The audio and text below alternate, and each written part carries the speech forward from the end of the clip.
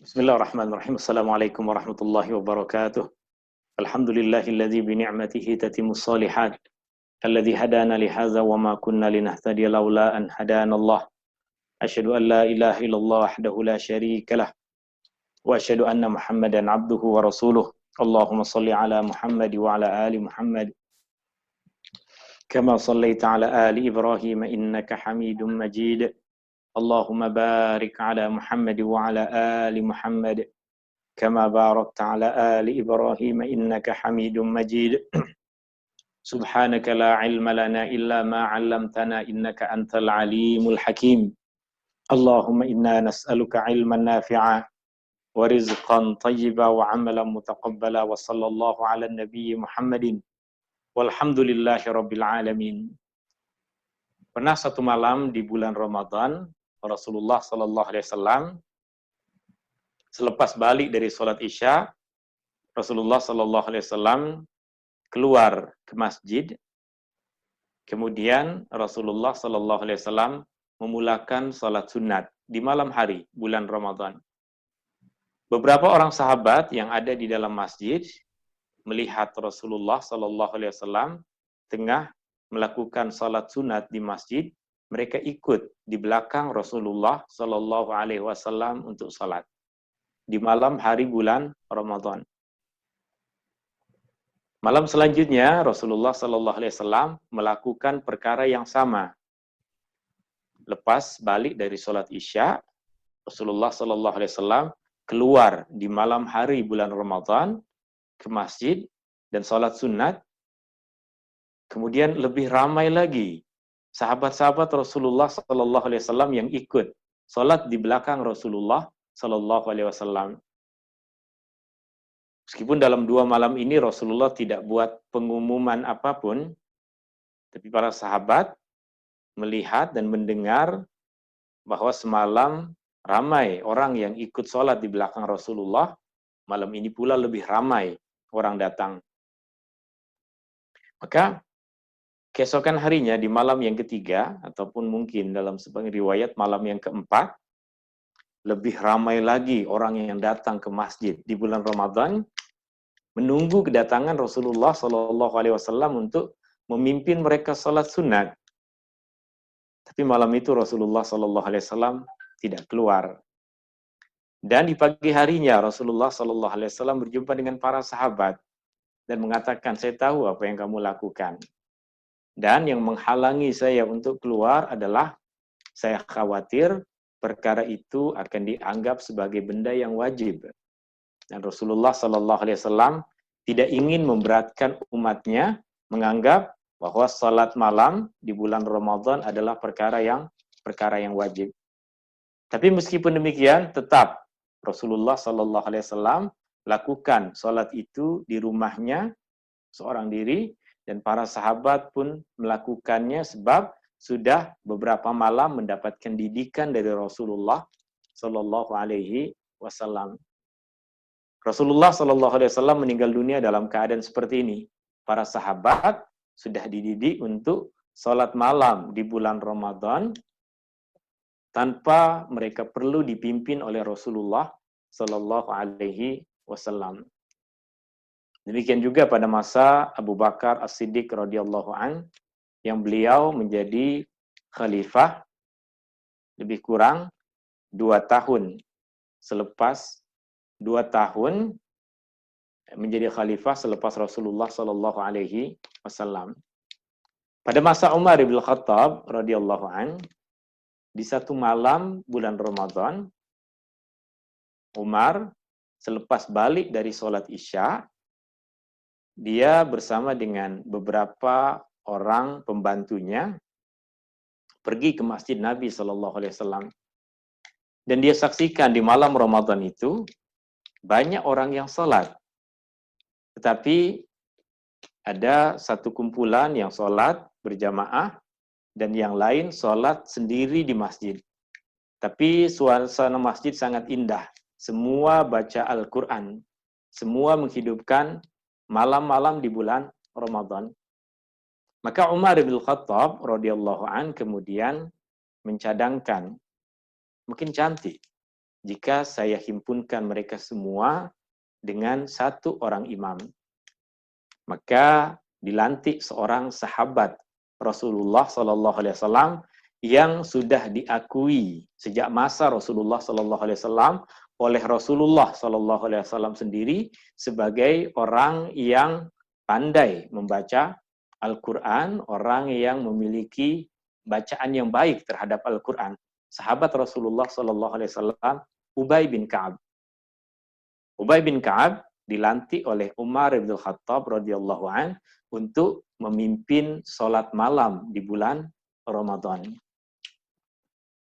Maka mulai tugasan ini ditunaikan oleh sahabat Rasulullah Sallallahu Alaihi Wasallam ini. Ubay bin Ka'ab memimpin para sahabat dan orang-orang generasi selepas sahabat di masjid Rasulullah Sallallahu Alaihi Wasallam sholat malam di bulan Ramadan. Dan mereka lakukan sholat malam ini awal, artinya mereka lakukan selepas sholat Isya, bukan di akhir malam. Maka Ubay bin Ka'ab memimpin para sahabat dan jamaah yang lain sholat malam itu di bulan Ramadan 8 rakaat. Tetapi dia membaca dengan bacaan yang sangat cantik, bacaan yang sangat panjang. Dan para sahabat yang sholat di belakang dia pun tidak keberatan.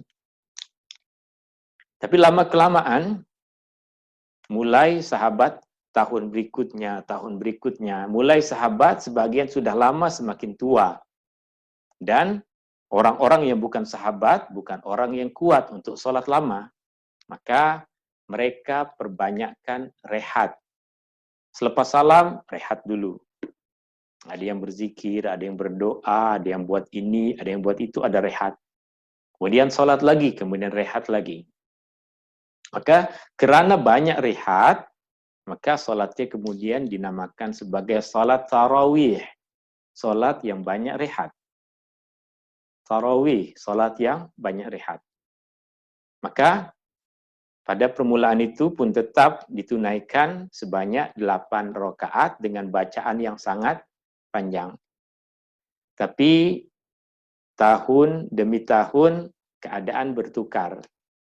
Yang dulu biasa kuat untuk berdiri lama, sekarang dah tak kuat lagi. Maka diringankan. Bagaimana diringankan? Ditambahkan jumlah rakaat dan dikurangkan panjang bacaan. Sehingga pada masa akhir pemerintahan Umar bin Khattab radhiyallahu an, Ubay bin Ka'ab memimpin salat tarawih 20 rakaat. Maka alhamdulillah mungkin tahun ini tahun yang pertama di antara umat Islam yang kita tidak jumpai ada pertikaian. Nak salat tarawih 8 rakaat ke 20 rakaat. Tahun-tahun lepas banyak yang asyik bergaduh saja. Nak salat tarawih 8 ke 20. 8 ke 20 sekarang memang semua salat di rumah. Yang salat 8 silahkan, yang salat 20 silahkan ikut kemampuan masing-masing. Yang salat 8 rakaat ikut kepada apa yang dulu dilakukan oleh Rasulullah dan para sahabat sehingga masa permulaan khilafah Umar bin Khattab, dan yang salat 20 rakaat ataupun lebih ikut kepada yang dilakukan oleh para sahabat dulu di akhir masa Umar bin Khattab dan Utsman bin Affan serta sahabat-sahabat yang lain selepas masa itu. Maka kerana ia adalah salat sunnah, salat yang tidak fardu, maka apa yang mampu kita lakukan kita buat. Tapi kemudian Ubay bin Ka'ab ketika dia dilantik menjadi imam, setiap masuk pertengahan bulan Ramadan, di akhir salat witir, dia membaca kunut. Sekali lagi, Ubay bin Ka'ab, di pertengahan bulan Ramadan, malam ke-15 sampai akhir Ramadan, pada setiap salat witir, di akhir rakaat, dia membaca kunut. Maka ini juga yang kemudian diamalkan oleh banyak umat Islam. Kenapa kita baca kunut? Rasulullah dulu tak suruh kita baca kunut. Sebab para sahabat yang dididik oleh Rasulullah Sallallahu Alaihi Wasallam banyak di antara mereka, khususnya yang dilantik oleh Umar bin Khattab radhiyallahu an, ketika mereka salat tarawih berjamaah di masjid Rasulullah Sallallahu Alaihi Wasallam, mereka pada rakaat terakhir salat witir mereka membaca kunut. Ianya bukan menjadi satu benda yang wajib jika sesiapa di antara kita menjadi imam di rumah, kemudian kita tidak membaca kunut dalam witir, maka perkara tersebut tidak membatalkan witir. Perkara tersebut hanya contoh yang dicontohkan oleh para sahabat Rasulullah SAW kepada kita. Kita ingin lakukan, saya yakin itu yang terbaik. Jika tidak, maka tidak merusak sedikit pun salat tarawih kita, tidak merusak sedikit pun salat witir kita. Karena hukum asal dari membaca kunut di dalam salat witir adalah sunnah yang diajarkan oleh Rasulullah Sallallahu Alaihi Wasallam, tetapi mengkhususkan pada 15 malam terakhir bulan Ramadan, ini adalah yang biasa diamalkan oleh para sahabat Rasulullah Sallallahu Alaihi Wasallam, mulai pada masa Umar bin Khattab radhiyallahu an, ketika beliau melantik sahabat yang sangat terpercaya ini, sahabat yang sangat dihormati, dimuliakan, disayang oleh Rasulullah Sallallahu Alaihi Wasallam, Ubay bin Ka'ab radhiyallahu an. Kita sudah masuk ke dalam juzuk yang ke-15 dan kita perlu mengingatkan perkara ini bahwa mulai pada masa ini, mulai para sahabat lebih giat lagi datang ke masjid sebab mereka akan mendengarkan dan mengaminkan bacaan doa kunut dari imam mereka. Dalam juzuk yang ke-15 yang akan kita bahas di petang hari ini, kita akan jumpai dua surah Al-Quran, surah Al-Isra dengan bahagian pertama dari surah Al-Kahf, atau yang kita kenal dengan nama surah Al-Kahfi. Surah Al-Isra dan surah Al-Kahf, ataupun yang kita kenal dengan nama surah Al-Kahfi. Bahagian pertama dari surah Al-Kahfi. Surah Al-Isra juga ada nama lain. Nama lain untuk surah Al-Isra adalah surah Bani Israel. Surah Al-Isra memiliki nama lain. Nama lain dari surah Al-Isra adalah surah Bani Israel. Juzuk ke-15.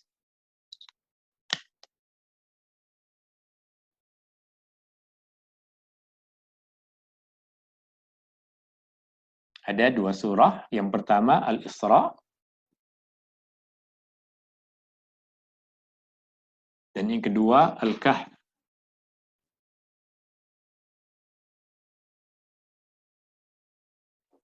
Surah Al-Isra ada nama lain. Nama dia surah Bani Israel.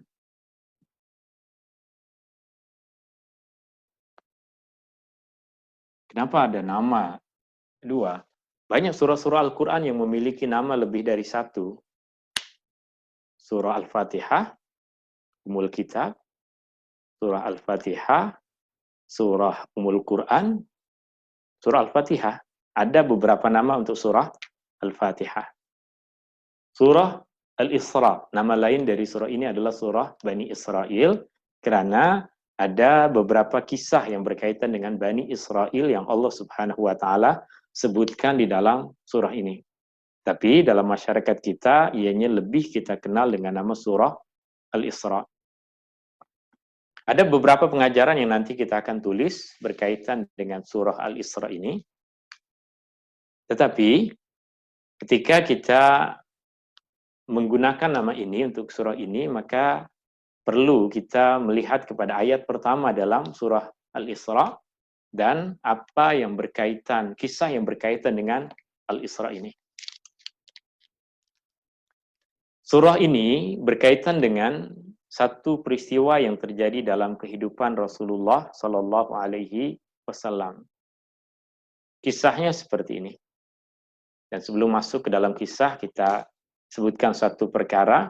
Kita manusia, apabila kita tengah sedih, di antara cara untuk kita menghilangkan stres kita, kesedihan kita adalah kita pergi melawat, kita pergi melancong, kita pergi ke tempat yang jauh.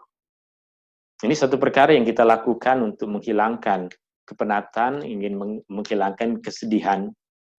Rasulullah Shallallahu Alaihi Wasallam dalam satu masa ketika Rasulullah Shallallahu Alaihi Wasallam masih berada di Mekah, Allah uji Rasulullah Shallallahu Alaihi Wasallam dengan beberapa ujian yang sangat besar.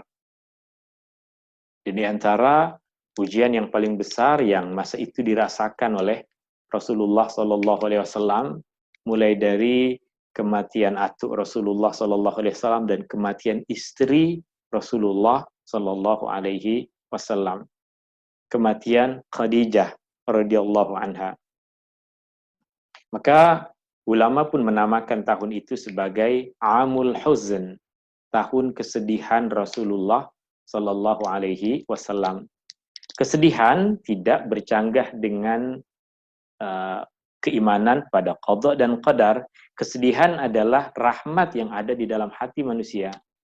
Manusia yang ada rasa sedih berarti ada kasih sayang yang ada di dalam diri dia.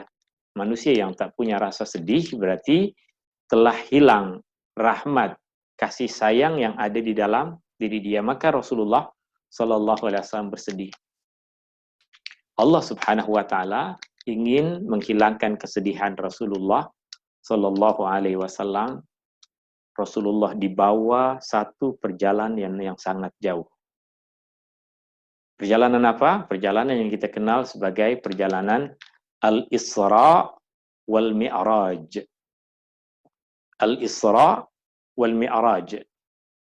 Perjalanan Al-Isra adalah perjalanan di malam hari yang terjadi pada diri Rasulullah Sallallahu Alaihi Wasallam dari Mekah, dari Masjidil Haram ke Masjidil Aqsa di Baitul Maqdis. Perjalanan di satu malam yang terjadi pada diri Rasulullah Sallallahu Alaihi Wasallam dari Masjidil Haram ke Masjidil Aqsa. Adapun Al-Mi'raj, ia adalah perjalanan naik ke atas ke langit, di mana Rasulullah Sallallahu Alaihi Wasallam kemudian mendapatkan perintah untuk menunaikan sholat 5 waktu. Al-Isra, perjalanan dari Mekah ke Baitul Maqdis. Perjalanan yang sebagian orang mengatakan itu sebagai mukjizat Rasulullah Sallallahu Alaihi Wasallam. Tapi jika kita tahu apa maksud dari mukjizat, maka kita akan tahu bahwa perjalanan itu bukan mukjizat bagi Rasulullah Sallallahu Alaihi Wasallam. Mukjizat adalah perkara luar biasa yang Allah Subhanahu Wa Taala berikan kepada seseorang sebagai bukti bahwa dia adalah utusan Allah.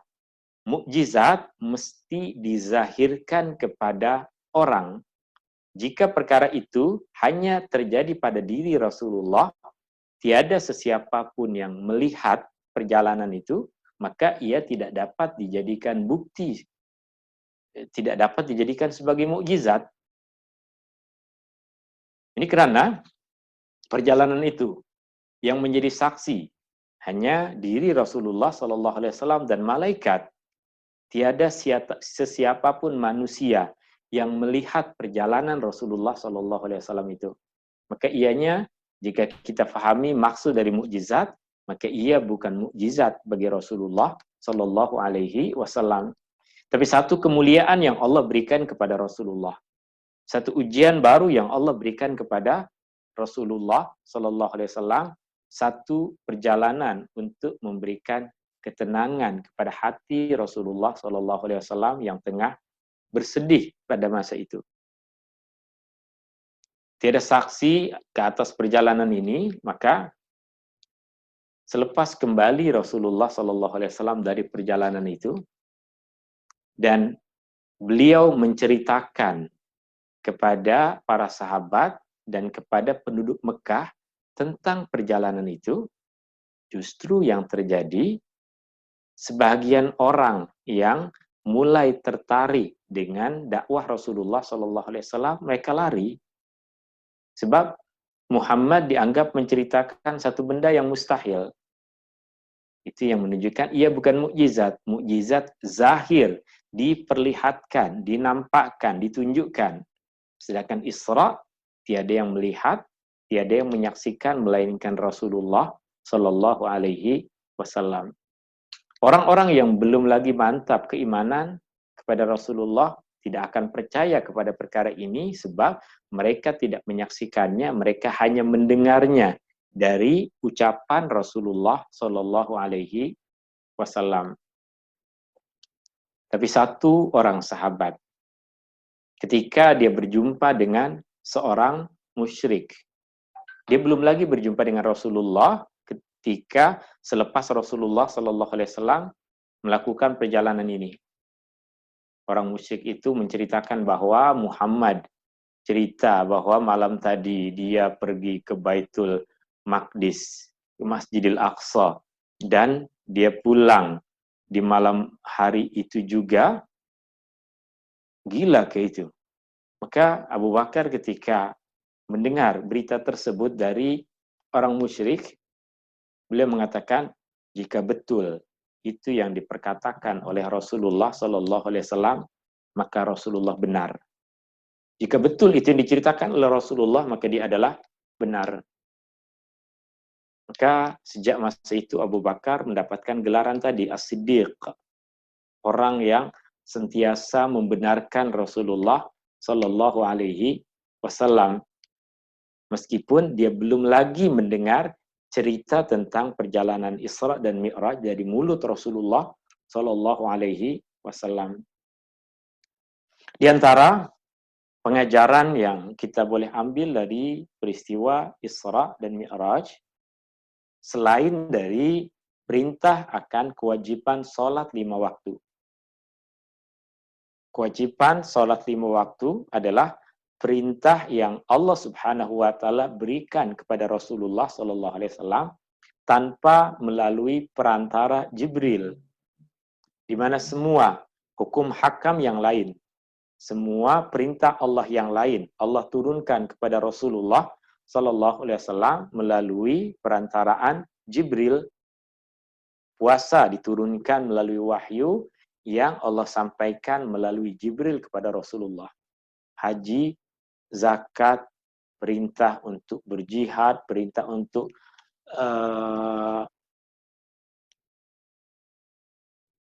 memakan makanan yang halal, menjauhkan perkara yang haram, semua diturunkan kepada Rasulullah SAW melalui perantara Jibril. Sedangkan sholat, Allah Subhanahu wa taala berkehendak agar perintah ini tidak diturunkan melalui utusannya yaitu Jibril, tapi Allah Subhanahu wa taala terus yang menyampaikannya kepada Rasulullah sallallahu alaihi wasallam. Kita tahu jika kita dipanggil oleh orang yang kita muliakan untuk menyampaikan sesuatu tanpa melalui perantara, itu menunjukkan perkara itu adalah perkara yang sangat besar. Dan sekarang Allah ingin mewajibkan kepada umat manusia untuk melaksanakan sholat. Allah tidak melakukannya melalui perantara Jibril, menunjukkan sholat adalah ibadah yang paling mulia. Sholat adalah ibadah yang paling mulia jika ia dilakukan dalam bentuk, dalam keadaan sesuai dengan apa yang dituntut, sesuai dengan apa yang diajarkan oleh Rasulullah Sallallahu Alaihi Wasallam. Surah Al-Isra ayat yang pertama menceritakan tentang perjalanan Isra ini. Dan pengajarannya kita akan sebutkan di dalam kelas ini insyaallah. Kita buka permulaan juzuk yang ke-15.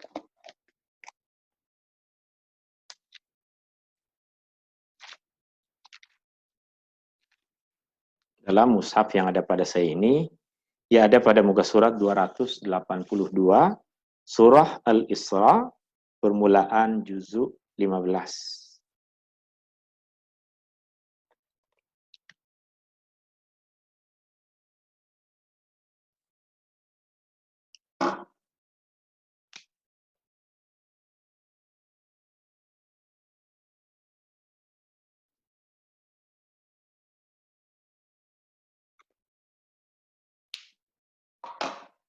Pengajaran yang pertama adalah perjalanan Isra.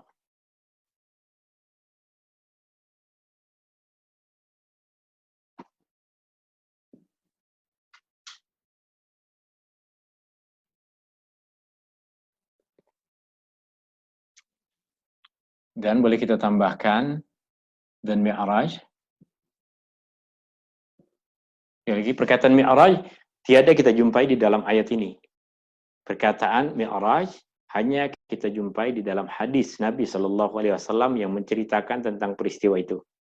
Yang ada di dalam ayat ini hanya Asra, itu perjalanan di malam hari. Perjalanan Isra dan Mi'raj, kemudian keutamaan kitab Taurat dan Al-Quran.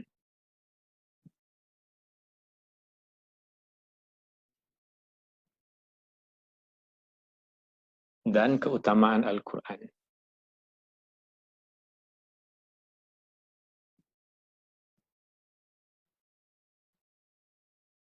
Ini ayat 1 sehingga ayat 60. Perjalanan Isra, keutamaan Taurat, keutamaan Al-Quran. Taurat adalah kitab yang Allah Subhanahu wa taala turunkan kepada Nabi Musa, dan Al-Quran adalah kitab suci yang menjadi pedoman hidup kita, kitab suci yang Allah Subhanahu wa taala turunkan kepada Nabi Muhammad sallallahu alaihi wasallam. Dua-dua kitab ini adalah petunjuk dari Allah. Semua yang Allah turunkan kepada Nabi Musa adalah kebenaran. Tiada sedikit pun kesalahan pada kitab suci yang Allah turunkan kepada Nabi Musa. Yang ada di dalam Taurat semuanya adalah petunjuk dan semuanya adalah kebenaran. Semuanya adalah mulia, semuanya adalah suci. Sama seperti Al-Quran, semua yang ada di dalamnya petunjuk, semuanya adalah kebenaran, semuanya adalah suci. Tapi perbezaannya, yang kita ceritakan semalam, Al-Quran Allah pelihara sebab Allah tiada utuskan Nabi lagi selepas Muhammad. Maka Al-Quran dijaga bersamaan dengan dijaganya agama ini. Sedangkan kitab Taurat, Allah Subhanahu wa taala tidak pelihara sebab di setiap masa Allah akan utuskan nabi-nabi di kalangan Bani Israel untuk membawa umat Bani Israel kembali kepada ajaran Nabi Musa. Maka ada satu ketika dahulu ketika kitab Taurat hilang dari Bani Israel, dan ini terjadi selepas kematian Nabi Sulaiman dan Bani Israel berperang sesama mereka sehingga mudah dikalahkan oleh bangsa Parsi. Mereka dibawa ke Parsi, dijadikan sebagai hamba sahaya. Mereka kehilangan kitab suci yang selama ini ada dipegang oleh mereka. Beberapa puluh tahun, beberapa ratus tahun mereka dijadikan sebagai hamba sahaya di Parsi. Baru kemudian mereka menulis kembali kitab Taurat berasaskan kepada apa yang mereka riwayatkan generasi bergenerasi, dan sudah banyak yang lupa sehingga banyak yang ditambahkan dan dikurangkan. Itu yang menyebabkan tidak 100% kitab Taurat yang ada sekarang adalah kitab Taurat yang dulu Allah turunkan kepada Nabi Musa. Pengajaran dari perjalanan Isra dan Mi'raj menunjukkan keagungan dan kemuliaan dua negeri ini. Negeri yang di dalamnya ada Masjidil Haram dan negeri yang di dalamnya ada Al-Baitul Maqdis atau Al-Masjid Al-Aqsa. Dua negeri yang Allah Subhanahu wa taala berkati. Dua negeri yang Allah Subhanahu wa taala muliakan, dua negeri yang Allah Subhanahu wa taala telah utus pada negeri ini banyak nabi-nabi yang mulia.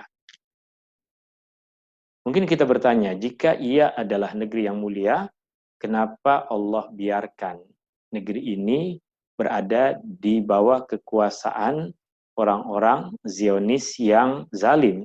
Kenapa Allah biarkan? Jika kita tidak mempelajari sejarah, kita akan mengucapkan perkataan yang sedemikian. Tapi jika kita tahu sejarah, kita tengok saja kepada Mekah pada masa ini. Adakah Mekah di bawah kekuasaan umat Islam? Adakah Mekah berada di bawah kekuasaan Rasulullah Sallallahu Alaihi Wasallam? Ratusan tahun Mekah berada di bawah kekuasaan orang-orang musyrik. Baru pada tahun 8 selepas Rasulullah hijrah, baru Mekah tunduk di bawah kepemerintahan umat Islam dengan Fathu Makkah yang hari itu kita ceritakan. Rasulullah dan para sahabat berhasil menguasai kota Mekah. Selepas ratusan tahun sebelum masa Rasulullah, Mekah berada di bawah kekuasaan orang-orang musyrik, maka di sekeliling Ka'bah terdapat lebih dari 300 patung yang mereka sembah selain Allah. Jika kita tahu sejarah tersebut, maka satu tempat suci bukan bermaksud mustahil di dalam tempat itu akan dilakukan dosa. Itu juga bukan bermaksud, bukan mustahil tempat yang suci itu diceroboh oleh orang-orang yang zalim, oleh orang-orang musyrik, oleh orang-orang kafir. Bukan bermaksud demikian. Tempat itu mulia, ia menuntut kita umat Islam untuk memuliakannya. Ia menuntut kita umat Islam untuk menyelamatkannya. Itu mulia. Bukan mulia berarti tempat tersebut adalah tempat yang Allah Subhanahu wa taala sentiasa pelihara dari kezaliman, dari kekufuran, dari penindasan dan sebagainya. Allah berkenan kepada manusia untuk lakukan apa yang mereka lakukan, dan dari setiap tindakan yang manusia lakukan, Allah akan mintai pertanggungjawaban. Itu menunjukkan tentang kemuliaan tempat ini. Dan ia juga menunjukkan kepada kita tentang satu makna. Perjalanan Rasulullah dari masjid ke masjid. Itulah patutnya kita umat Islam dari satu tempat yang baik. Ketika kita pergi kemanapun, yang kita tuju adalah tempat yang baik. Dari masjid ke masjid. Bukan jika kita berada di negeri kita, kita hidup bagaikan orang suci. Ketika kita jauh, kita puas-puas buat semua dosa yang orang kampung kita tak tahu. Ini pengajaran dari perjalanan Isra dan Mi'raj. Selain dari yang pertama tadi, sholat 5 waktu adalah satu perintah yang Allah berikan kepada Muhammad SAW tanpa melalui perantara. Ia adalah satu ibadah yang paling mulia. Keutamaan Taurah. Ayat yang kedua, wa ataina Musal kitab wa ja'alnahu hudan. Dan kami berikan kepada Musa Alkitab, itu Taurah, dan jadikan ia sebagai petunjuk. Bagi kita yang beriman kepada semua kitab yang Allah turunkan, kita wajib percaya Taurah adalah kitab petunjuk. Itu yang kita imani. Dan kemuliaan Al-Quran, ini boleh kita jumpai dalam banyak ayat. Misalnya ayat ke-9, Inna hadzal Qur'ana yahdi lillati hiya aqwam. Sungguhnya Al-Quran ini memberikan petunjuk kepada jalan yang paling lurus. Jika ada jalan yang baik, maka Al-Quran menunjukkan kepada yang paling baik. Jika ada yang lurus, maka Al-Quran menunjukkan kepada yang paling lurus. Maka mungkin banyak orang yang dia kurang banyak mempelajari Al-Quran, tapi akhlak dia baik. Maka akhlak yang baik tetap baik, meskipun dia kurang belajar Al-Quran. Tapi jika akhlak yang baik tersebut ditambah dengan nilai-nilai yang ada dalam Al-Quran, maka ia akhlak yang paling baik. Segalanya akan jadi seperti itu. Dia belajar ilmu, satu ilmu yang baik. Dia belajar tentang ekonomi, dia belajar tentang kedokteran, dia belajar tentang apapun ilmu sains. Semua itu adalah baik. Tapi ketika dia kaitkan dengan Al-Quran, aqwam, akan jadi yang terbaik. Pengajaran yang kedua dalam surah ini, mulai dari ayat 61,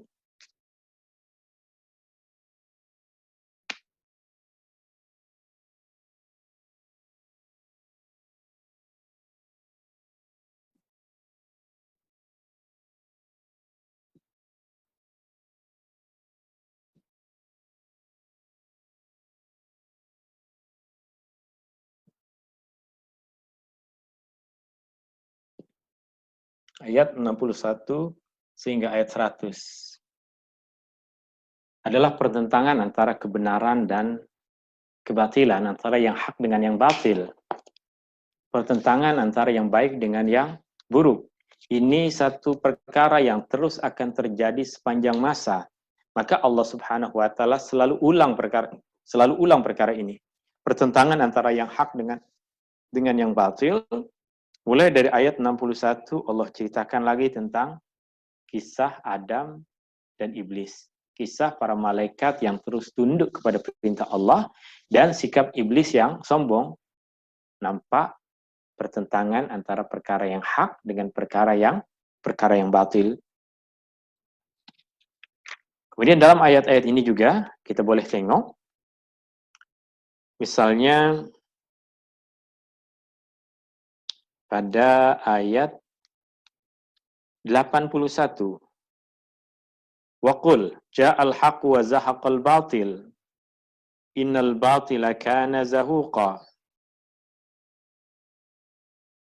Katakanlah, telah datang kebenaran, dan jika datang kebenaran maka yang batil akan hancur, yang batil akan rusak, yang batil akan pergi. Pertentangan antara yang hak dengan yang batil.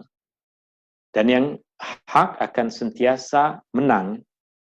Dan kita tahu kemenangan yang hak bukan mesti kejayaan yang dicapai oleh seseorang di dalam dunia. Ketika ada umat Islam yang dizalimi sehingga dia mati, maka tetap dikatakan kebenaran berjaya, kebenaran menang. Apa kemenangan dia? Dia berhasil berpegangan kepada kebenaran sehingga tetes darah yang terakhir. Itulah kejayaan dia. Meskipun orang menyaksikan dia mati dibunuh dengan zalim oleh orang yang batil, oleh orang yang salah, oleh orang yang jauh dari nilai keimanan. Tapi yang kita lihat adalah kemenangan orang tadi memegang prinsip keimanan sehingga kematian datang menjemputnya dan kekalahan yang batil dalam menguasai diri dia untuk perkara tersebut.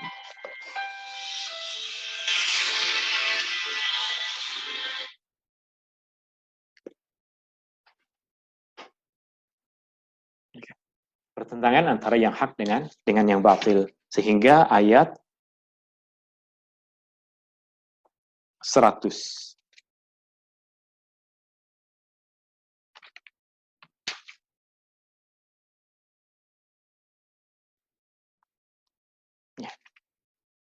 Kemudian yang terakhir dalam surah Al-Isra, ayat 100, maaf, bukan 100 nih, sepatutnya ayat 98, maaf, 98. Pertentangan antara yang hak dengan yang batil, ayat 61 sehingga ayat 98, di mana di sini, pada bagian yang ketiga, penutup, maka penutupnya adalah pemantapan keimanan. Sama seperti banyak ayat-ayat Al-Quran, ianya ditutup dengan memantapkan keimanan.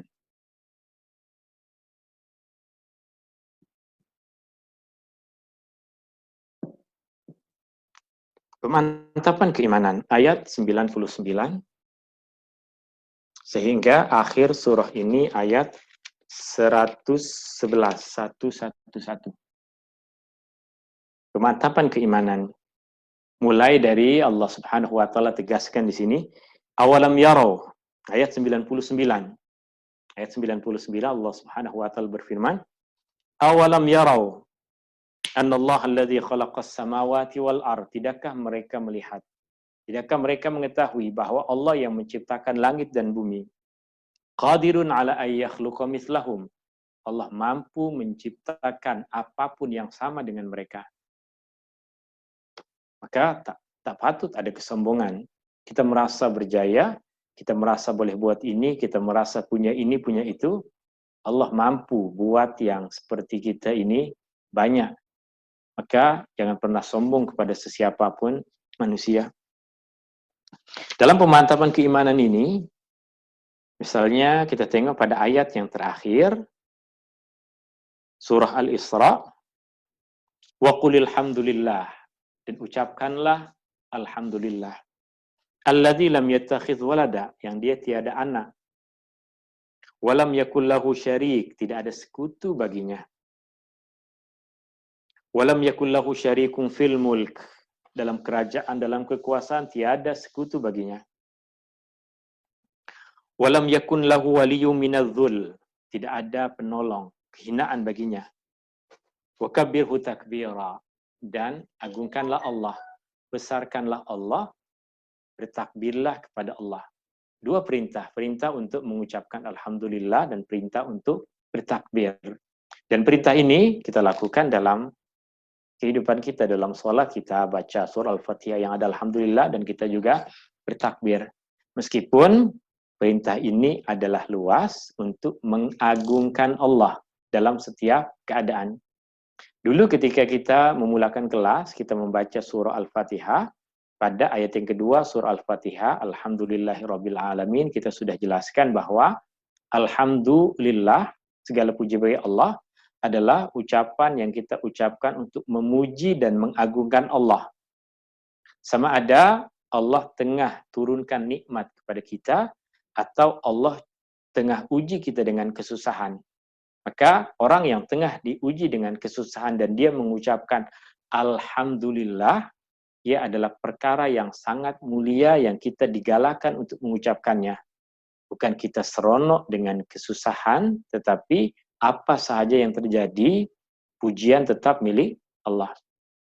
Tapi karena dalam masyarakat kita tidak biasa mengucapkan alhamdulillah ketika ditimpa musibah, itu yang menyebabkan ada kekeliruan, ada kesilapan dalam kefahaman. Sehingga akan ada orang yang tersinggung, orang yang marah ketika kita mengucapkan alhamdulillah ketika terjadi satu musibah. Orang terjadi satu musibah, kita ucapkan alhamdulillah, inna lillahi wa inna ilaihi raji'un. Alhamdulillah, segala puji bagi Allah yang selalu kita ucapkan dalam semua keadaan, bukan saja ketika kita mendapatkan kenikmatan dari Allah. Selesai surah Al-Isra, kita akan masuk ke dalam surah yang kedua, bahagian yang pertama dari surah Al-Kahfi.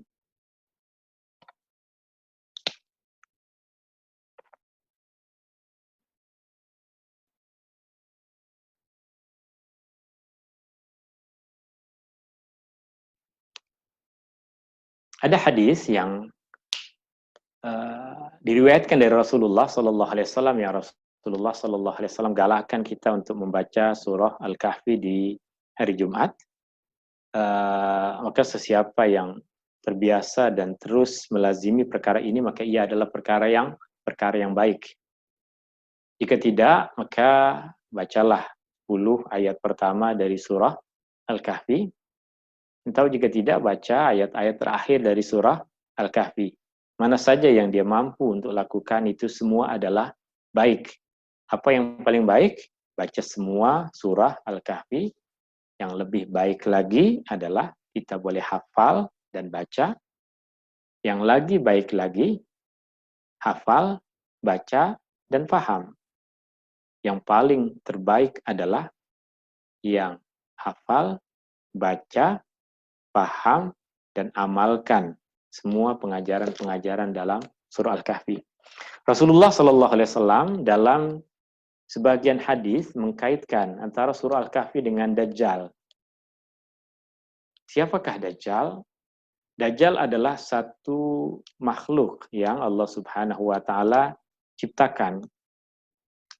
Dajjal satu makhluk yang Allah Subhanahu wa Ta'ala ciptakan. Ada sebagian yang meriwayatkan dia masih keturunan manusia, tapi dia berbeza dengan semua manusia yang lain. Apa perbezaan dia? Dia adalah seorang manusia yang Allah Subhanahu wa Ta'ala berikan kepada dia kuasa yang tidak dimiliki oleh manusia yang lain. Apa kuasa yang ada pada dia? Dia boleh menghidupkan orang mati. Kuasa yang tidak ada pada manusia manapun selain Nabi yang dulu Allah berikan mukjizat. Dia boleh hidupkan yang mati. Dia boleh perintahkan kepada awan untuk turunkan hujan dan turun hujan.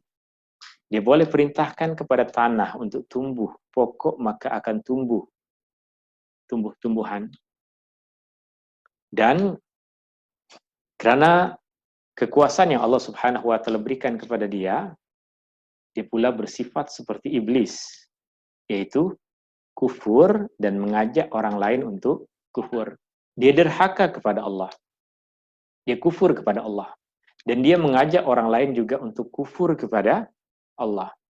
Bukan sahaja itu, dia mengajak orang lain untuk menyembah dia. Tapi Allah Subhanahu wa taala berikan satu tanda. Yang tanda ini akan diketahui dan dilihat oleh semua orang.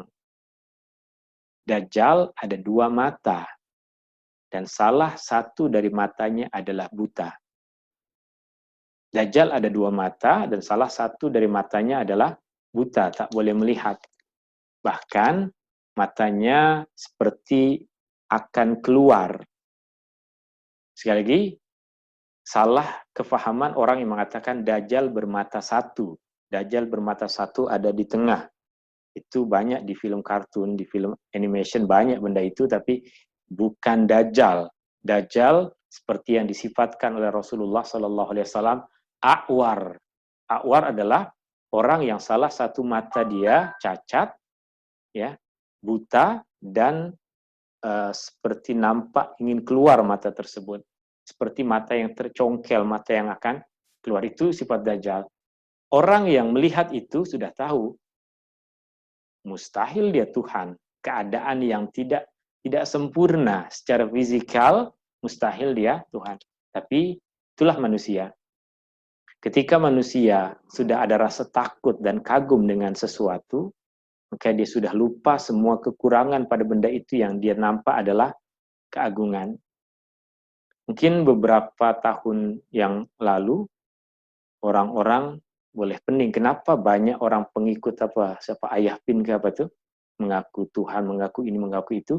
Keadaan seperti itu, ketika keadaan diri seseorang kurang keimanan, dia melihat perkara sesuatu yang pelik, kemudian timbul kekaguman, maka semua kekurangan yang ada pada orang itu hilang. Yang dia nampak adalah benda yang mengagumkan itu. Itu yang terjadi pada Dajjal, meskipun yang terjadi pada Dajjal lebih besar lagi.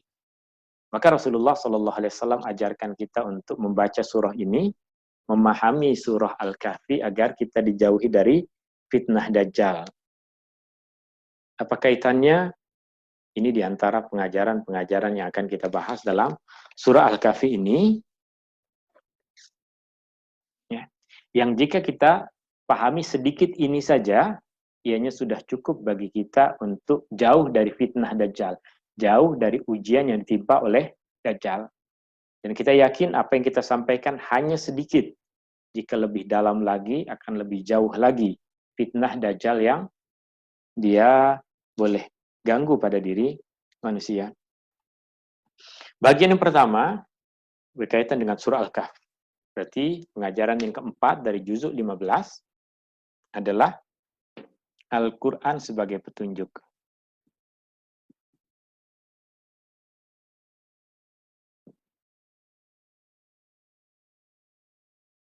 Ayat 1 hingga ayat 8. Orang jika sudah menjadikan Al-Quran sebagai sumber petunjuk, tak ada dajjal manapun yang boleh ganggu dia. Tak ada dajjal manapun yang boleh kuasai dia. Sebab apa? Petunjuk tak akan diambil dari orang lain. Petunjuk akan diambil dari Al-Quran, dan manusia dulu yang ditugaskan untuk mengajarkan Al-Quran yaitu Rasulullah Sallallahu Alaihi Wasallam. Satu poin ini saja sudah menjauhkan kita dari 1000 dajjal. Satu poin ini sudah boleh menjauhkan kita dari 1000 dajjal. Kenapa ada 1000 dajjal? Bukan 1000 dajjal. Dajjal ada satu, tapi yang akhlak dajjal tuh banyak. Dajjal hanya satu, di akhir zaman nanti akan keluar. Tapi yang perangainya macam Dajjal, apa perangai macam Dajjal, dia mengaku hebat, mengaku punya kuasa ini, punya kuasa itu, boleh menggandakan duit, boleh buat orang berjaya, boleh buat melariskan perniagaan orang tanpa perlu usaha apapun. Letak barang ini, barang, perniagaan semua laris. Itu dajjal-dajjal kecil sebelum datang nanti dajjal yang besar. Ayat 1 hingga ayat 8, Al-Quran sebagai peringatan. Itu kita tengok dalam ayat yang kedua, liyunziru ba'san syadida, untuk memberikan peringatan.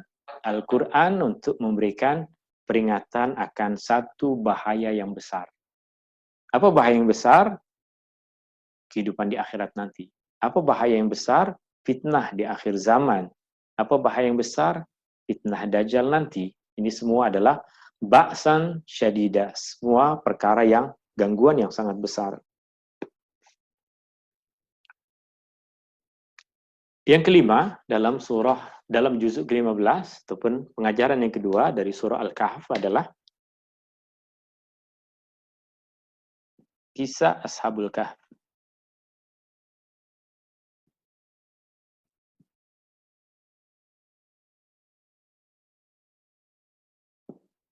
Ashabul Kahfi, ayat 9 hingga 31. Kisahnya kita semua dengar, ringkasnya seperti ini.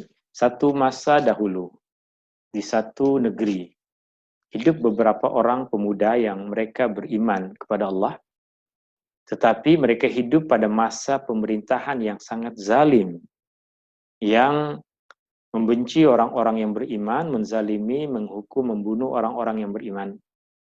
Maka untuk menyelamatkan akidah mereka, untuk menyelamatkan keyakinan mereka, mereka cari tempat untuk bersembunyi, agar di tempat itu mereka boleh berhimpun, boleh sesama mereka saling membantu untuk mempertahankan akidah mereka.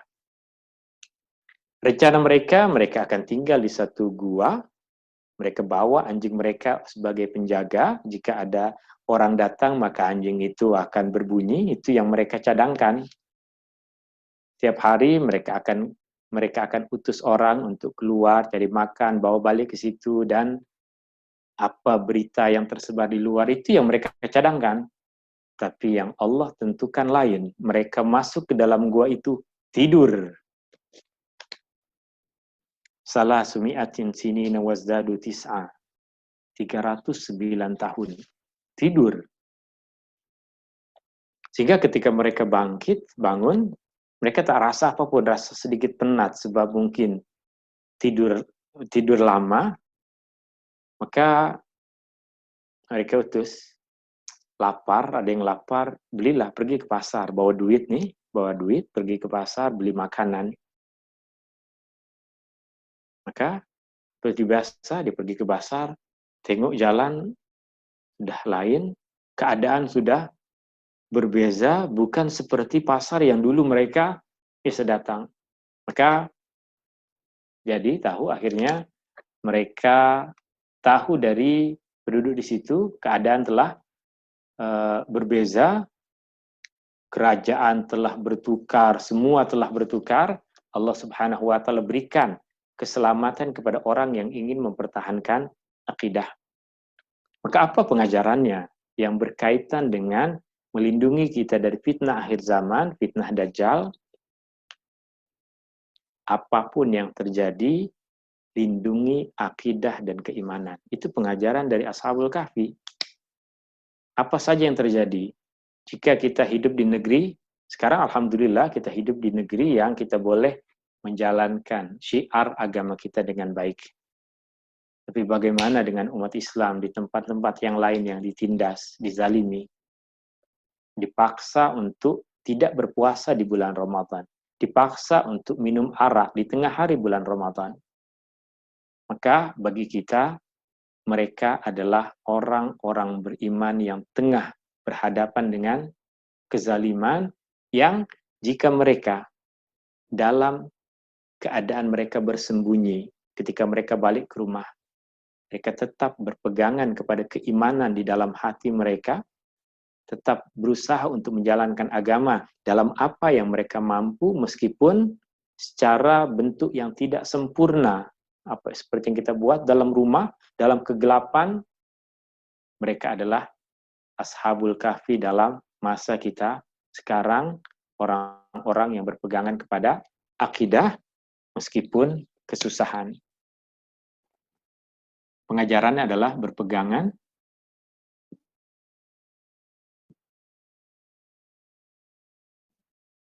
meski kesusahan.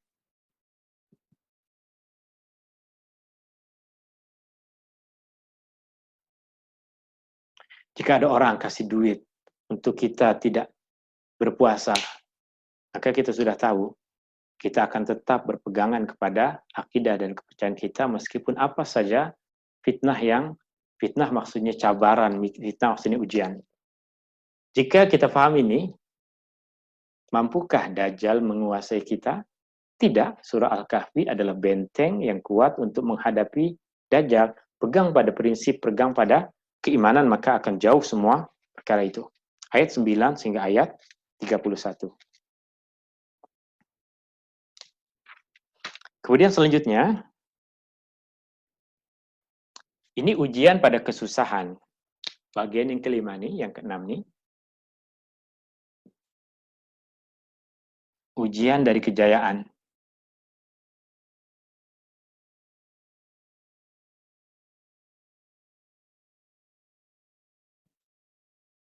Ayat 32 sehingga ayat 59. Ujian di sini, ujian yang pertama tadi, ujian pertama kesusahan. Kisah Ashabul Kahfi. Kisah Ashabul Kahfi, ujian kesusahan, orang tetap berpegangan kepada keimanan meskipun dihadapi dengan kezaliman. Terpaksa masuk ke dalam hutan untuk dapat beribadah kepada Allah Subhanahu wa Ta'ala. Dan pengajaran yang ke-6 dari juzuk yang ke-15 ini berkaitan dengan ujian berupa kejayaan. Ujian berupa kesusahan, banyak kita yang boleh menghadapinya. Jika sakit, mulai banyak baca Quran, mulai pegang tasbih, subhanallah, subhanallah, astagfirullah, astagfirullah. Bagus, itu berarti apa yang menjadi tujuan dari ujian itu, dia boleh capai. Dia boleh dekat dengan Allah ketika Allah uji dia dengan kesusahan. Sekarang ujian berupa kesenangan. Ya. Ujian ini digambarkan oleh Rasulullah, oleh Allah Subhanahu wa Ta'ala dalam ayat-ayat ini. Yang pertama berkaitan dengan seorang lelaki yang memiliki kebun yang sangat indah, sangat besar, dia berjaya memiliki kekayaan yang besar itu. Kita tengok ungkapan yang dia ucapkan, orang lelaki tersebut ucapkan di ayat ke-35. Wa dakhala jannatahu, dia masuk ke dalam kebunnya. Wa huwa zalimun li nafsihi, dalam keadaan dia zalim, menganiaya diri sendiri. Apa maksud dia zalim? Dalam keadaan dia sombong, dalam keadaan dia tidak rasa bahwa ini adalah nikmat kurnia dari Allah.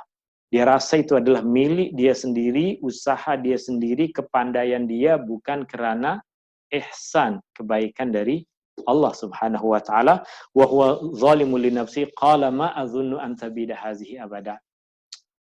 Ini apa yang saya akan miliki ini memang untuk beberapa keturunan pun tak akan habis. Saya dan anak-anak saya semua akan berjaya. Itu semua yang dia pikirkan. Lan tabida hadhihi abada, selama-lamanya kejayaan ini akan milik saya dan keturunan saya. Tidak tahu bahwa ujian dari Allah boleh datang pada perkara-perkara yang tidak disangkakan.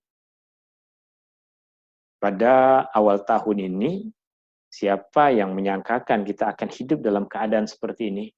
Maka banyak orang yang membuat pertimbangan ekonomi ini, buat bisnis ini, buat bisnis itu. Dan banyak di antara mereka yang ini adalah kejayaan yang terbesar yang akan kita capai. Tapi Allah uji dengan ujian seperti ini. Tapi jika sejak permulaan dulu, apapun yang kita lakukan, langkah yang kita buat dengan nama Allah, usaha yang halal dan tawakal kepada Allah, maka apa sahaja yang Allah berikan kepada kita, kita hadapi dengan keimanan.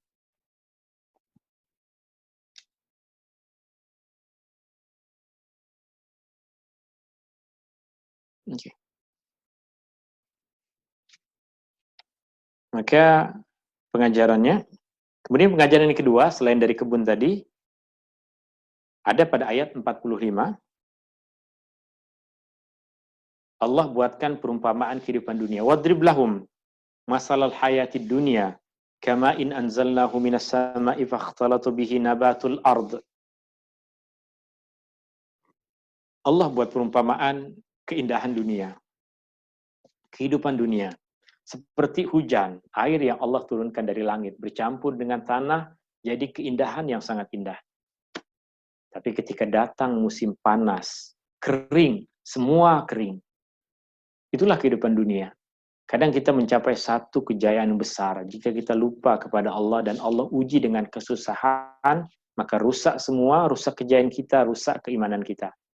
Tapi jika langkah yang kita lakukan itu dengan usaha yang halal untuk memajukan ekonomi keluarga muslim, untuk memajukan ekonomi masyarakat Islam, untuk memberikan bantuan kepada ahli keluarga, untuk boleh membina masjid, untuk keluarga saya boleh pergi haji, semua tujuan yang berkaitan dengan agama.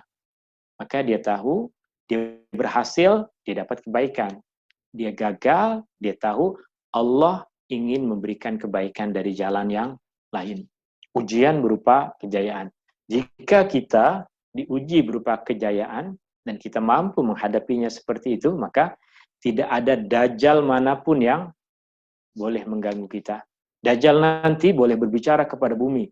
Keluarlah harta benda, maka akan keluar intan, permata, emas, berlian dari dalam tanah.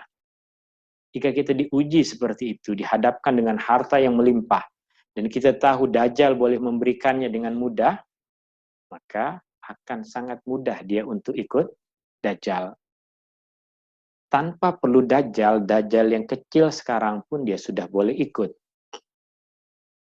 Kawannya datang, jom, ikut kerja dengan saya, hasilnya seperti ini, kita boleh buat sedikit saja. Modal sedikit, tipu sedikit, dapat duit banyak. Dajjal kecil boleh membuat kita terpesong dari agama. Bagaimana pula nanti dengan Dajjal yang besar jika kita gagal menghadapi ujian berupa kejayaan ini. Dan yang terakhir dalam surah Al-Kahfi ini, tadi bahaya besar yang Ustaz sebut berkaitan dengan permulaan surah Al-Kahfi. Yang pertama, bahaya besar di akhirat. Kita akan dihisab oleh Allah, dihadapkan kepada sirat, neraka ataupun surga. Itu bahaya yang besar. Pertama, bahaya yang besar yang kedua adalah fitnah Dajjal tadi. Dan bahaya yang besar yang ketiga adalah segala kesusahan yang boleh kita hadapi di dalam kehidupan. Al-Quran memberikan kepada kita peringatan agar kita bersedia untuk menghadapi semua kesusahan itu. Ya. Wallahu ta'ala a'la wa alam. Terakhir kita berkaitan dengan kisah Nabi Musa dan Khidir. Kisah Nabi Musa dan Khidir. Kisah Nabi Musa dan Khidir kita jumpai di akhir juzuk ke-15 dan disambung pada bahagian pertama juzuk ke-16. Kisah Musa dan Khidir. Mulai ayat 60 sehingga ayat 74. Ya, nanti sambung juzuk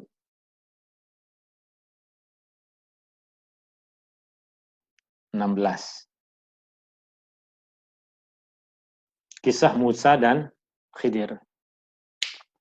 Kisah Musa dan Khidir, di antara pengajaran yang paling besar dari kisah Musa dan Khidir adalah kita jangan sombong dengan ilmu.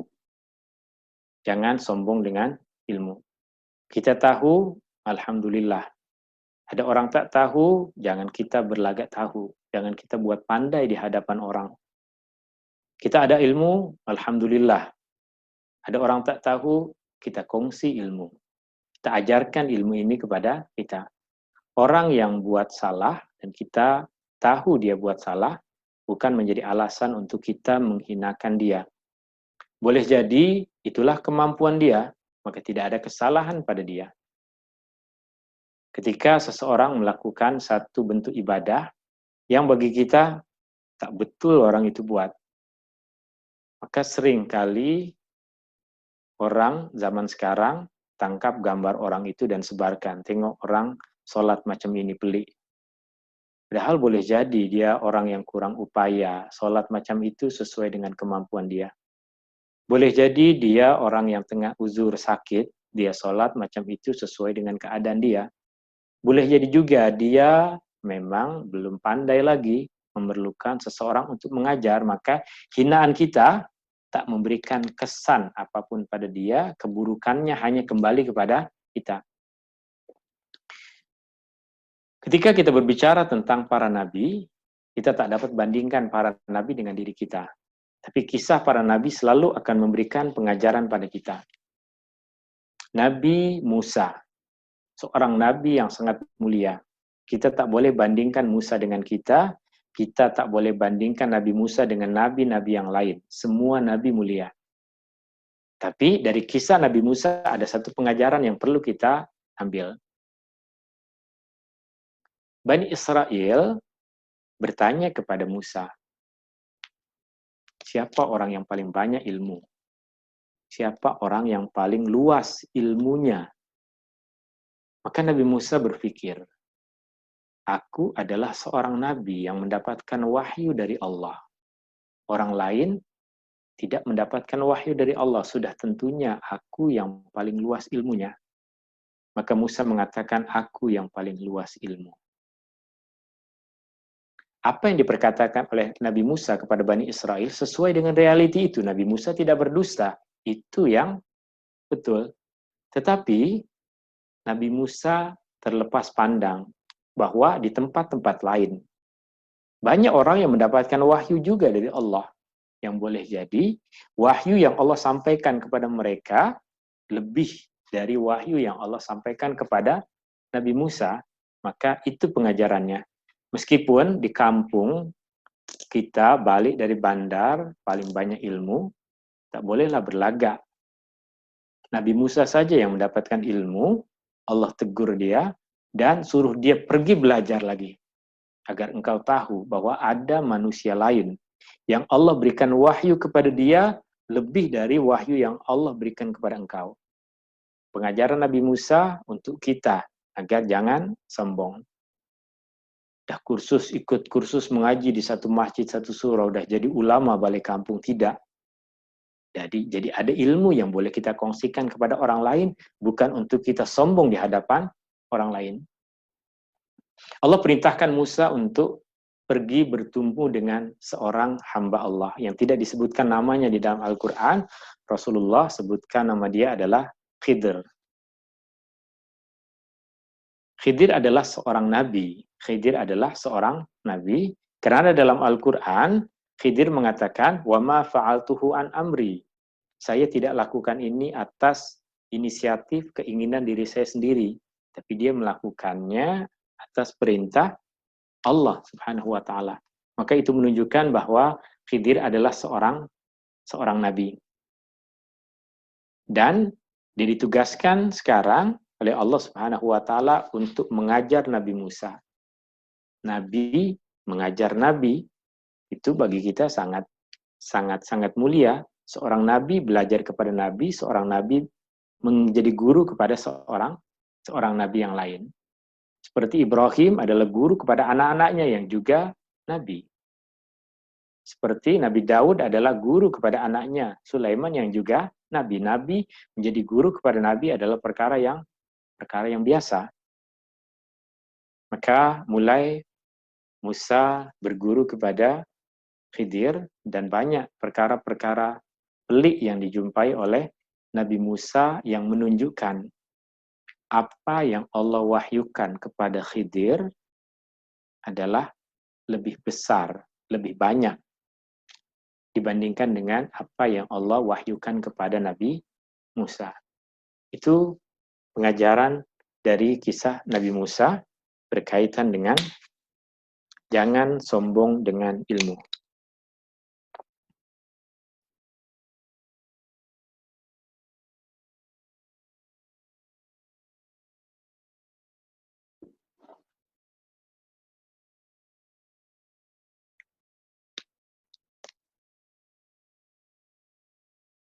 Kemudian yang kedua, berprasangka baik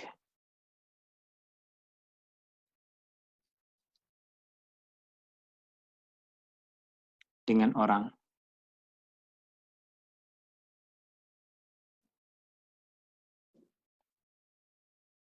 Apa maksud bersangka baik? Bersangka baik. Bersangka baik maksudnya, jika seseorang melakukan kesalahan, jika seseorang melakukan satu perkara yang bagi kita itu melanggar agama, maka husnuzon kita adalah, boleh jadi dia tak tahu, mesti kita tegur. Janganlah kita sebar aib dia. Itu maksud bersangka baik. Berprasangka baik bukan bermaksud orang lain boleh buat apa saja, kemudian kita katakan, tak apalah, mesti itu baik. Bukan itu. Berprasangka baik adalah yang salah, tetap kita tegur sebagai satu benda yang salah, tetapi sangkaan dalam hati kita. Boleh jadi penyebab dia buat itu lupa. Boleh jadi penyebab dia buat itu sebab dia tengah kesusahan. Boleh jadi dia buat perkara itu karena dia lupa, karena tak tahu, karena kurang ilmu, atau sebab-sebab yang lain. Jangan terus tuduh.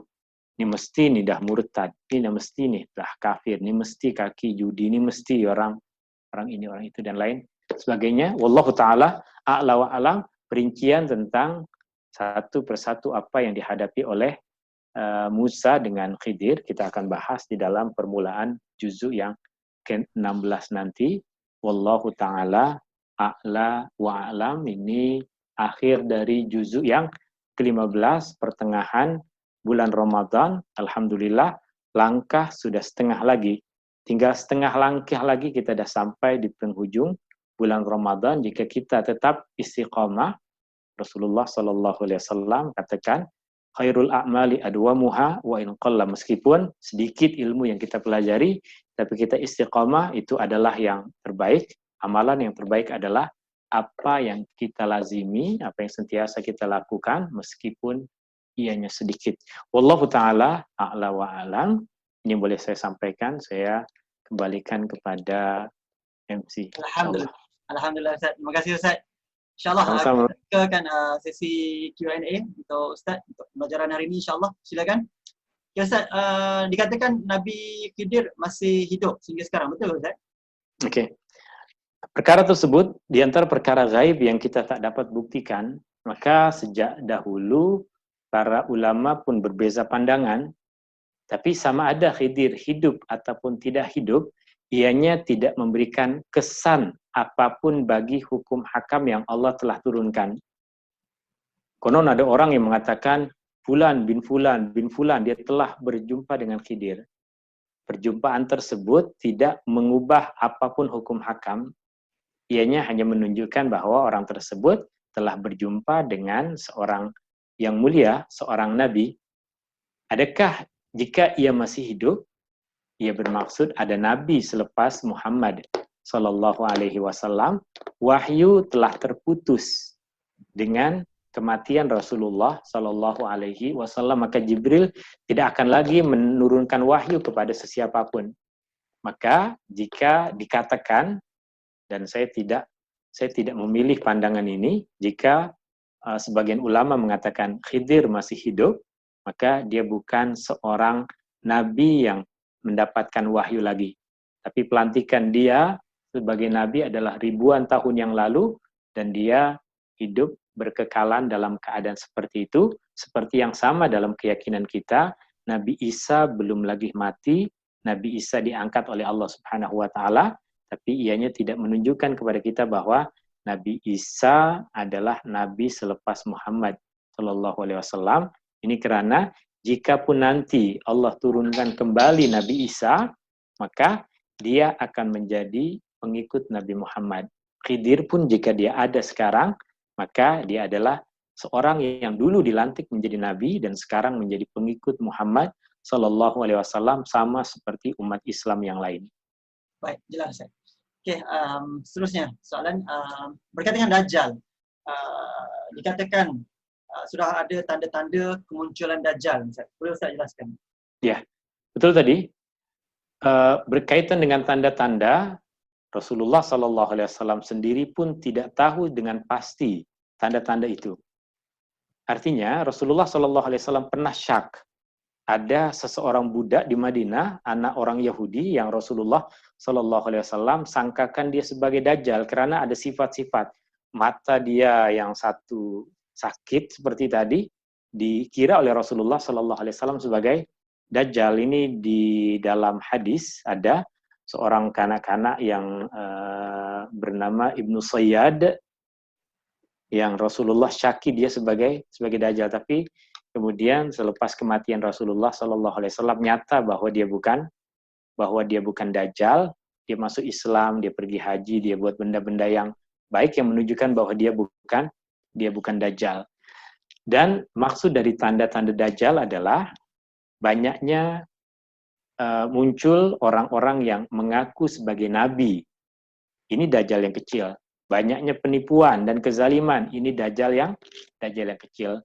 Dan sampai masa kita dah tidak terkira lagi berapa banyak orang yang mengaku diri sebagai nabi. Itulah tanda-tanda dajjal. Adapun tanda keluarnya dajjal yang besar tiada lagi nampak. Tiada lagi tanda yang menunjukkan dajjal yang besar ini akan keluar. Wallahu a'lam. Benar yang hadis daripada Tamim Ad-Dari, penggambaran Tamim Ad-Dari yang berjumpa dengan dajjal. Sekali lagi saya tak dengar. Hadis Nabi berkaitan dengan sahabat Nabi Tamim Ad-Dari yang berjumpa dengan dajjal. Itu pun di antara perkara yang Rasulullah Shallallahu Alaihi Wasallam syaki. Artinya banyak perkara yang terjadi pada masa Rasulullah Shallallahu Alaihi Wasallam.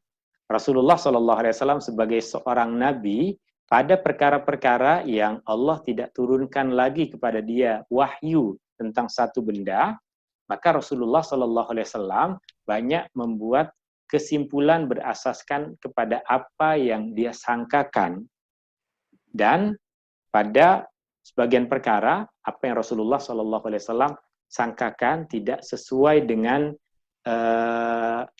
apa yang Rasulullah Shallallahu Alaihi Wasallam sebutkan sebagai kebenaran. Contohnya yang Ibnu Sayyad itu. Dan yang hadis yang berkaitan dengan Tamim Ad-Dari yang dia pergi ke satu tempat dan kemudian diceritakan kepada Rasulullah Shallallahu Alaihi Wasallam perkara tersebut. Apa yang Rasulullah Shallallahu Alaihi Wasallam sampaikan kepada para sahabat berkaitan dengan hadis Tamim Ad-Dari adalah Rasulullah mengatakan seperti ini. Dengarkanlah, Tamim menceritakan sesuatu yang pada sebagian apa yang diceritakan sama seperti yang apa aku kabarkan. Itu tidak menunjukkan semua yang Tamim ceritakan di tempat itu adalah betul. Itu adalah dajjal yang tengah diikat dan kemudian menunggu satu masa dia dilepaskan dan keluar. Rasulullah hanya menunjukkan sebagian dari apa yang dijumpai dan diceritakan oleh Tamim sama seperti berita yang aku sampaikan. Wallahu ta'ala a'la wa a'lam. Rasulullah SAW pernah membuat beberapa kesimpulan yang kemudian Rasulullah SAW nyatakan bahwa perkara itu salah.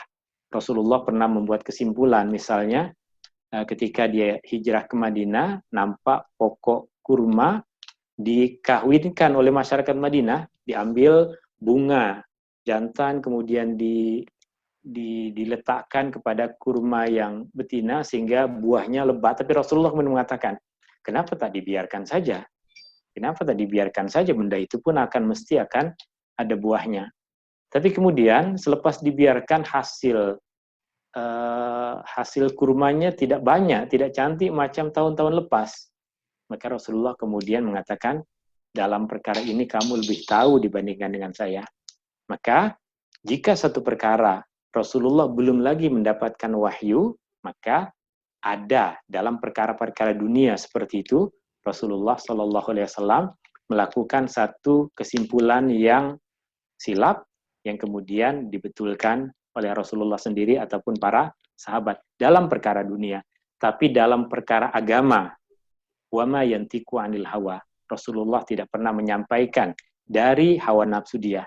Semua perkara yang berkaitan dengan agama, perintah Allah, surga, neraka, keimanan, semua berkaitan dengan wahyu dari Allah Subhanahu wa taala. Tapi Dajjal ada di mana sekarang? Jika Rasulullah belum dapatkan wahyu, maka dia pun ada rasa takut. Rasulullah takut, jangan-jangan anak Yahudi ini adalah Dajjal. Maka berhari-hari Rasulullah tengok anak itu dari kejauhan. Betul kita dia Dajjal, betul kita dia Dajjal. Sampai sahabat disuruh oleh Rasulullah, pergi, datang, tengok apa yang diucapkan oleh budak itu, betulkah dia Dajjal ataupun bukan. Maka sampai satu kesempatan Rasulullah berbicara dengan dia, maka semakin kuat keraguan Rasulullah SAW tentang budak itu. Yang kemudian nyata selepas itu budak tersebut hanya seorang budak Yahudi yang biasa dididik dengan perangai Yahudi. Dia mungkin ada sifat-sifat Dajjal, tapi dia bukan Dajjal. Wallahu a'lam. Baik, jelas ya. Seterusnya soalan daripada chat, betulkah Nabi Khidir dikaitkan dengan tumbuh-tumbuhan seperti elok minta izin dengan Nabi Khidir sebelum petik buah? Yang saya tak pernah dengar.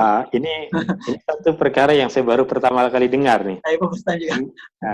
Mungkin kita kena belajar dengan yang bersoal nanti ilmunya. Saya pun belum tahu, maka saya tak ada jawaban. Saya tak tahu itu. Tak apa, soalan seterusnya, apakah yang terjadi kepada Ashabul Kahfi setelah mereka dibangkitkan dari tidur yang panjang? Bagaimana reaksi orang ramai ketika melihat keberadaan mereka? Ya, ketika dia dibangkitkan dan dia mulai sedar akan keadaan itu, mereka mulai sedar akan keadaan itu, maka mereka mulai bercerita. Dan sambutan orang sebagian percaya dan tidak percaya akan perkara tersebut, tapi selepas itu mereka hidup di dalam kerajaan yang beriman dan mereka boleh dapat menjalankan ajaran agama pada masa itu sesuai dengan yang diyakini dan diperintahkan oleh Allah. Maka mereka hidup biasa sebagai dan dah tua meninggal dunia seperti orang lain. Reaksi biasa macam orang dulu, jumpa orang datang dari masa lalu, banyak perkara pelik ditanya, benda ini, benda itu perkara yang biasa, tapi perincian tersebut tidak disebutkan di dalam Al-Quran. Al-Quran hanya sebutkan tentang ketika mereka belanja, mereka membawa koin, mata uang yang sudah ratusan tahun tidak digunakan di negeri itu. Itu yang berita contoh pelik yang disebutkan di dalam Al-Quran, bagaimana tanggapan reaksi mereka dan orang-orang penduduk negeri hanya tengok kepada mata uang yang tidak digunakan. Macam orang sekarang datang bawa duit Jepun, masa menjajah dulu, beli ke kedai, memang orang akan beli duit apa ini? Duit apa ini? Itu. Baik, Ustaz. Seterusnya, Rasulullah minta kita bersangka baik sehinggalah ke 70 persangkaan yang baik. Tapi kadang-kadang orang yang selalu bersangka baik hanya akan menjadi kelemahan dan diambil kesempatan oleh orang lain. Dari sekecil-kecil hal sehinggalah ke tampuk ke pemerintahan. Bagaimana pada kita sedang bersangka baik, kita perlu berhati-hati agar pihak lawan tidak mengambil kesempatan. Betul, ya. Ini berprasangka baik, dia ada di dalam hati, ada di dalam ucapan, bukan ada dalam tindakan. Contoh, seseorang masuk ke dalam rumah kita mencuri, kita tangkap, maka tindakan hukum patut kita lakukan, dan itu tidak menjadi prasangka, itu perkara yang menjadi hak kita dan patut kita lakukan. Tapi prasangkaan kita, ya, kita tak boleh menuduh dia, ini memang pencuri, kakek pencuri, anak pencuri, memang semua ini keluarga, jangan buat macam itu. Dia mencuri dalam hati kita, mungkin tengah susah, mungkin dia lupa, mungkin dia lalai, mungkin lapar sangat, tak ada kerja, mungkin itu dalam hati kita, tapi tindakan hukum tetap buat. Maka jika keadaan tersebut ada seseorang melakukan jenayah, kesalahan, ada sabit, ada bukti, ada saksi, maka tindakan hukum patut dilakukan.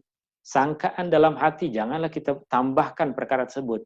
Ini mesti sesuatu yang mereka telah cadangkan bertahun-tahun untuk buat dosa ini. Itu buat sangkaan. Ya, kalau dosa, kalau buat salah dan nak dibawa ke mahkamah, bawa ke mahkamah. Jika kita ada tuntut sesuatu, tapi zon, keyakinan yang buruk tersebut tidak memberikan kesan pada orang, hanya merusak hati kita. Itu yang tadi kita sebutkan, jangan buat prasangkaan buruk. Ada soalan lain? boleh tanya direct pada Ustaz, silakan. Sebelum kita tutup. Haji Yusnan, Haji Yusnan dah muncul.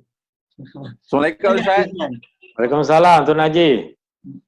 Kabar ni? Malam dapat dah madunya. Oh, dapat yang asli Ustaz. Alhamdulillah. Tapi dibawa balik itu kena lempar dengan pinggan tu di rumah. Ustaz, satu soalan. Itu tadi Ustaz ada sebut perkara yang pelik semasa Nabi Musa belajar dengan Nabi Khidir. Ya. Apa yang pelik itu Ustaz? Apa yang pelik yang Nabi Khidir? Yang peliknya.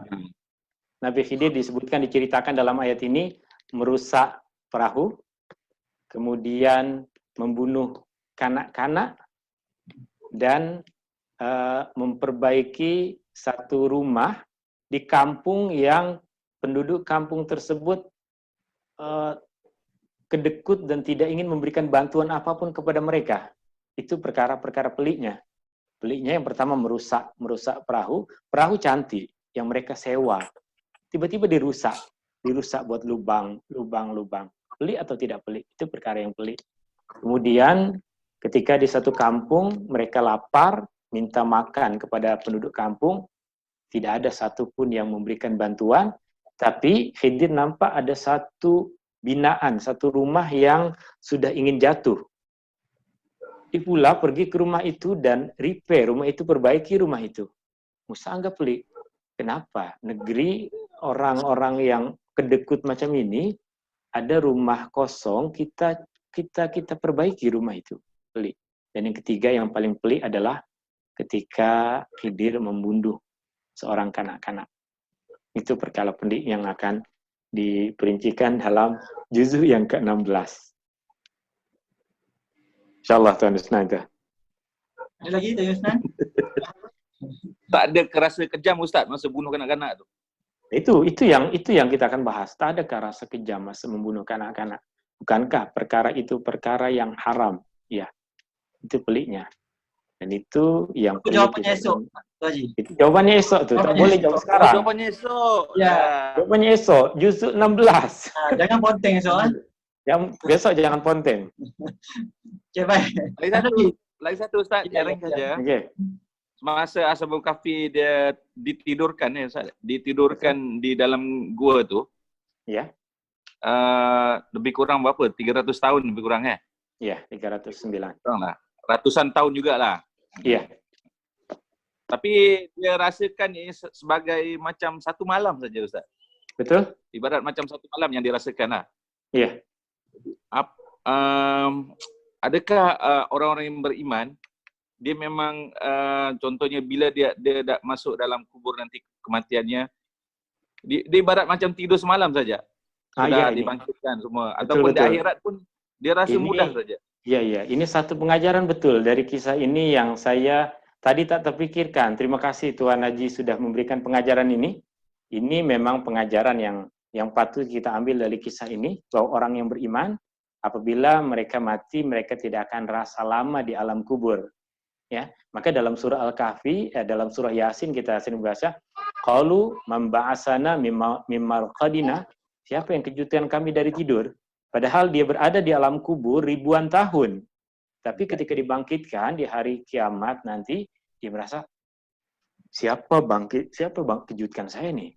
Saya tengah tidur, siapa kejutkan saya? Ya, betul. Terima kasih Tuan Haji. Itu pengajaran yang patut kita tulis dari kisah Ashabul Kahfi tadi. Terima kasih, syukran, jazakallah khairan. Alhamdulillah. Ada lagi Tuan Haji? Tak ada? Okey. Cukup. Dua saja sudah cukup. Ya. Ada soalan terakhir Ustaz. Baru jadi ni. Ustaz, saya biasa kempen kepada kawan-kawan surah Kahfi sebagai insurans akidah kita di zaman akhir. Apa pandangan Ustaz? Ya betul, itu yang kita tadi bahas. Ini sebagai benteng kita, sebagai pelindung kita dari fitnah akhir zaman. Sebab jika kita jadikan Al-Quran sebagai petunjuk, maka maksud fitnah adalah ujian, cabaran. Sekali lagi, perkataan fitnah dalam bahasa Arab, dia bukan tuduhan. Fitnah dalam bahasa Arab artinya ujian, cabaran. Fitnah akhir zaman maksudnya ujian, cabaran di akhir zaman. Boleh kita hadapi dengan surah Al-Kahfi, sebab di dalamnya ada Al-Quran sebagai petunjuk, kisah Ashabul Kahfi tadi, pegangan pada akidah, meski kesusahan, apapun ujian berupa kejayaan, kita tetap berpegangan kepada keimanan. Kemudian kisah Nabi Musa, jangan sombong dengan ilmu, kemudian berprasangka baik dengan orang lain.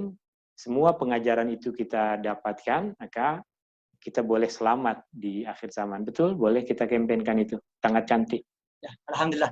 Okay. Terima kasih Ustaz untuk kelas hari ini, insyaAllah. Alhamdulillah. Okay. Kita dah berakhir. Okay, Ustaz, boleh berikan kesimpulan untuk kelas hari ini dan seterusnya diakhiri dengan doa, insyaAllah. Oke, kesimpulan dari juzuk 15. Dalam juzuk yang ke-15 ini, kita ada dua surah. Yang pertama, di sini surah Al-Isra, dan yang kedua surah Al-Kahfi. Dalam surah Al-Isra ini ada 3 pengajaran berkaitan dengan perjalanan Isra dan Mi'raj, keutamaan Taurat, keutamaan Al-Quran, juga yang kedua pertentangan antara yang hak dengan yang batil, dan yang ketiga penutup berkaitan dengan pemantapan keimanan. Surah Al-Kahfi sebagai pelindung kita menghadapi fitnah akhir zaman. Kita jadikan Al-Quran sebagai petunjuk, kisah Ashabul Kahfi sebagai pegangan bahwa akidah adalah pegangan utama kita meskipun kesusahan, dan jika kita diuji dengan kesenangan, dengan kejayaan, kita tahu siapa yang memberikan kejayaan itu. Dan pengajaran dari Nabi Musa bahwa ilmu adalah sangat luas. Kita dapat sedikit ilmu, jangan pernah sombong dengan ilmu yang sedikit itu. Jangan sudah terus jadi ustadz, nak salahkan ustadz yang lain, nak buat ini, nak buat itu. Tidak. Prasangka yang baik dengan orang lain. Wallahu ta'ala a'la wa alam, hadani Allah wa iyyakum ajma'in. Allahumma arinal haqqa haqqan warzuqna tiba'ah, wa arinal batila batilan warzuqna jinabah. Allahumma anfa'na bima 'allamtana wa 'allimna ma yanfa'una wa zidna ilma. Ya Allah, berikanlah manfaat pada ilmu yang Engkau ajarkan kepada kami. Ya Allah, berikanlah manfaat pada ilmu yang Engkau ajarkan kepada kami. Ya Allah, berikanlah kepada kami ilmu yang bermanfaat. Ya Allah, berikanlah kepada kami rizki yang halal dan baik. Ya Allah, kurniakanlah kepada kami amal ibadah yang Engkau terima. Wa sallallahu ala nabi Muhammadin wa ala alihi wa sahbihi wa baraka wa sallam, walhamdulillahi rabbil alamin.